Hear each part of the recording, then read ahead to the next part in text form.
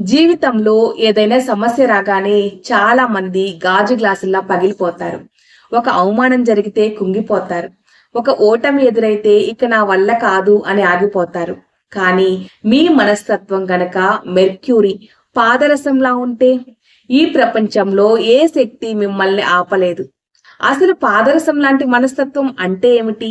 అది మీ జీవితాన్ని ఎలా మారుస్తుందో ఈ రోజు వీడియోలో తెలుసుకుందాం.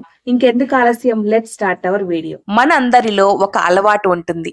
ఎవరైనా ఒక మాట అంటే రోజంతా దాని గురించి ఆలోచిస్తాం. ఆ మాట మన మనసుకి అంటుకుపోతుంది. ఒక ఫెయిల్యూర్ వస్తే అది మన జీవితానికి ఎండ్ కార్డ్ అనుకుంటాం. మనం గాజులా ఉన్నంత కాలం ఎవరో ఒకరు మనల్ని పగలగొడుతూనే ఉంటారు. కానీ పాదరసం, మెర్క్యూరీ అలా కాదు. పాదరసాన్ని మీరు ఒక సుత్తితో కట్టండి, లేదా ఎత్తు నుండి కిందకు పడేయండి. అది ముక్కలవుతుంది కానీ పగిలిపోదు. ఆ ముక్కలన్నీ మళ్ళీ క్షణాల్లో కలిసిపోయి మునుపటిలా తయారవుతాయి.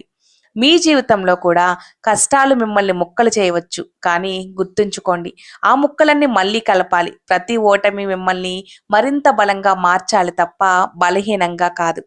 పాదరసం నీళ్ళల్లో ఉన్న, బురదలో ఉన్న దేనికి అంటుకోదు. అది తన స్వచ్ఛతను ఎప్పుడు కోల్పోదు. మీ చుట్టూ నెగిటివ్ మనుషులు ఉండొచ్చు, మిమ్మల్ని విమర్శించేవారు ఉండొచ్చు. వారి మాటలను పాదరసంలా అంటించుకోకుండా వదిలేయండి. మీ గమ్యం వైపు మీరు సాగిపోండి. మీరు ఒక హౌస్ వైఫ్ కావచ్చు, స్టూడెంట్ కావచ్చు, లేదా ఉద్యోగం కోసం పోరాడే వ్యక్తి కావచ్చు. నీ వల్ల కాదు అని లోకం మిమ్మల్ని అంటే ఆ మాటను లోపలికి తీసుకోకండి. మీరు పాదరసంలా ఫ్లెక్సిబుల్గా ఉండండి. దారి మూసుకుపోతే కొత్త దారి వెతుక్కోండి.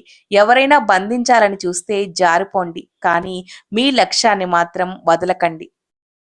గుర్తుంచుకోండి, గాజులా పగిలిపోవడం సులభం, కానీ పాదరసంలా నిలబడటమే అసలైన గెలుపు.